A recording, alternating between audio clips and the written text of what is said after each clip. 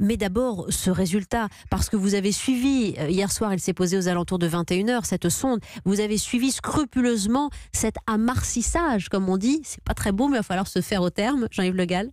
Oui, parce qu'après presque 7 mois de voyage, puisqu'on avait lancé InSight le 5 mai depuis la base californienne de Vandenberg, donc depuis le 7 mai, eh bien, InSight était dans l'espace et hier soir, on est entré dans l'atmosphère martienne et la descente sur le sol de Mars a duré 7 minutes. Alors, c'est ce qu'on a l'habitude d'appeler 7 minutes de terreur, parce que lorsqu'on regarde un peu l'histoire des sondes martiennes, il y en a un certain nombre qui se sont perdus. Jusqu'à ce jour, il n'y a que les Américains qui ont réussi à se poser sur Mars.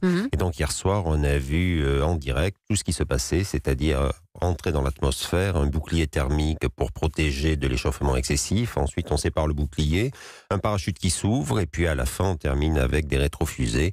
Et on a entendu l'opératrice qui était au JPL, au Jet Propulsion Laboratory à Pasadena, en Californie, égrener les dernières altitudes, donc 800 mètres, 500 mètres, 300 mètres, 100 mètres, 20 mètres, touchdown. Et là, je peux vous dire que tout le monde était très content. Le touchdown a été réussi. Entrer dans l'atmosphère martienne, c'est quelque chose parce que ça va très très vite. Ça va très vite, on arrive à 20 000 km/h. 20 000 km/h. Et on a une Fusée. atmosphère qui est très différente de l'atmosphère terrestre, parce que d'abord, elle est beaucoup plus ténue. La pression atmosphérique à la surface de Mars, c'est 0,8% de la pression atmosphérique terrestre. Et en plus, cette atmosphère est très turbulente, parce qu'il y a du vent qui souffle très fort sur Mars, 250 km/h.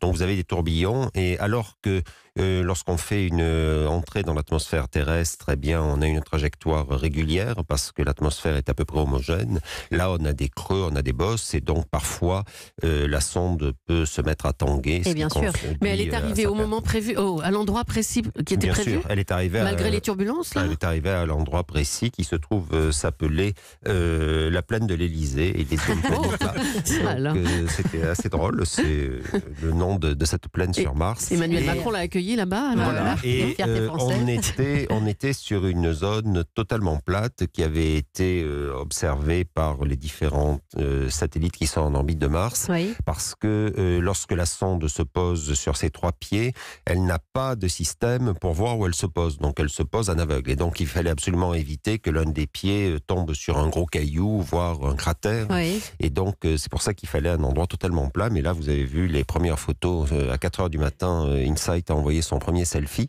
Et je l'ai mis sur Twitter d'ailleurs. Et donc on qu'est-ce qu'on y voit ? C'est totalement plat. D'accord. Voilà, il y a un petit caillou pas très loin, mais c'est totalement plat. C'est exactement l'endroit où on avait décidé d'aller.